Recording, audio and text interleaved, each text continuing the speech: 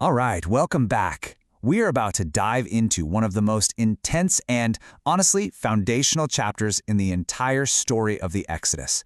I'm talking about Exodus chapter 7. This is it. This is where the divine showdown between God and the most powerful man on the planet finally kicks off.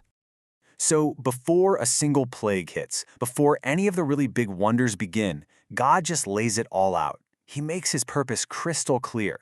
And you got to understand, this isn't just about freeing a bunch of slaves. No, the ultimate goal here is a revelation. God is about to make sure that everyone, especially the Egyptians, will know without a shadow of a doubt who he is. This one verse right here, it's the key. It sets the stage for everything that's about to unfold. Okay, the divine commission, a prophet to a king. So how does this whole thing even get started? Well, it begins with a very specific, divine set of instructions. God is calling two men, Moses and Aaron, to do what seems absolutely impossible. Walk up to Pharaoh and demand he let God's people go. And what's really fascinating here is the clear chain of command that God sets up. You can see it laid out perfectly. First, God speaks the command. Then Moses acts as a god to Pharaoh. I mean, think about that. He's the one carrying the divine authority, the message. And then you have Aaron, who is Moses' prophet. He's the mouthpiece, the one who will physically speak the words and perform the signs. It's just a perfect picture of divine order and how authority works. And let's not forget the human element in all of this. I mean, just look at their ages. Moses is 80 years old. Aaron is 83. These are not young guys, in the prime of their life ready for a fight. They're elders. And God is calling them to go stand up to the most powerful king in the world. Can you even imagine? Their age just highlights the incredible faith and obedience this whole mission required. All right, section 2, a contest of power. We're talking staves and serpents. So now we're in Pharaoh's court for the very first showdown, and let me be clear, this is not a friendly negotiation. Oh no, it is an immediate challenge of power. God is about to put on a demonstration right from the get-go, one that Pharaoh simply can't ignore. So the scene is set. Aaron throws down his staff, and bam, it becomes a serpent, just like God told him it would. This is the sign. But Pharaoh, he's not impressed.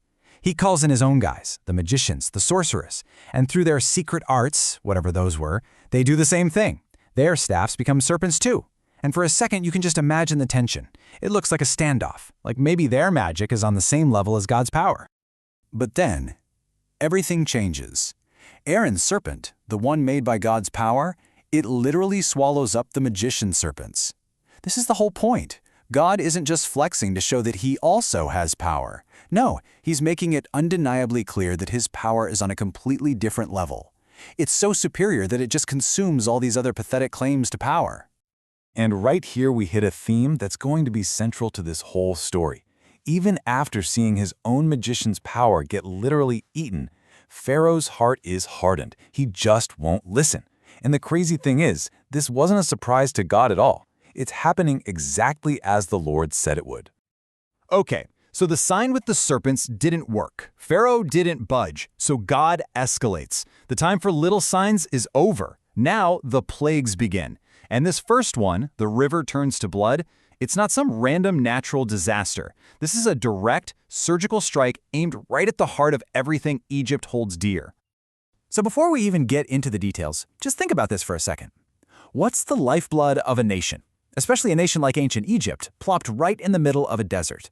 What's the one thing they absolutely cannot survive without? You got it. For Egypt, it was the River Nile. It was everything. It was their drinking water, it was how they grew their food, it was their superhighway for commerce. They didn't just revere it, they literally worshipped it as a god. To put it simply, the Nile was Egypt. And that is the very thing God targets. And listen to the language here. It's almost the exact same phrase from the very beginning.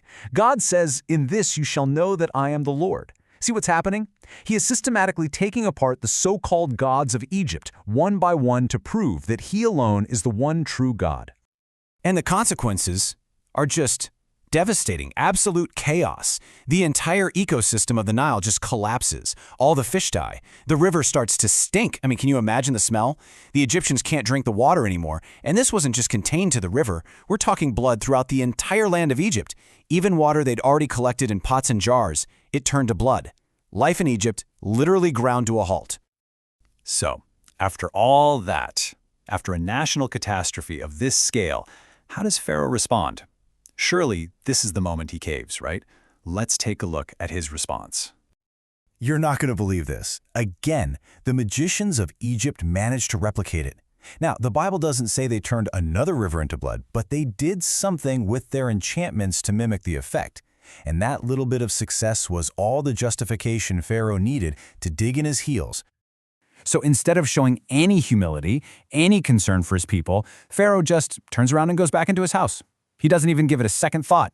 His entire nation is in crisis, his people are desperate for water, and his response is to just shut the door and harden his heart even more. It's just stunning. And you have to understand, this wasn't just a flash in the pan. This went on for 7 days, a full week. For 7 days, the lifeblood of Egypt was nothing but a stinking river of death. And while Pharaoh was comfortable in his palace, the rest of the country was out digging in the ground with their bare hands, just desperate to find a little clean water. This was a sustained, agonizing crisis. And that really brings us to the final, big question, doesn't it? When God reveals his power so clearly, so undeniably, why do some hearts turn even harder? Exodus 7 gives us this incredible, powerful display of God's authority, and yet, for someone like Pharaoh, that same revelation just made him double down in his defiance. It's a really profound question about faith and pride in the human heart, one that we're still wrestling with today.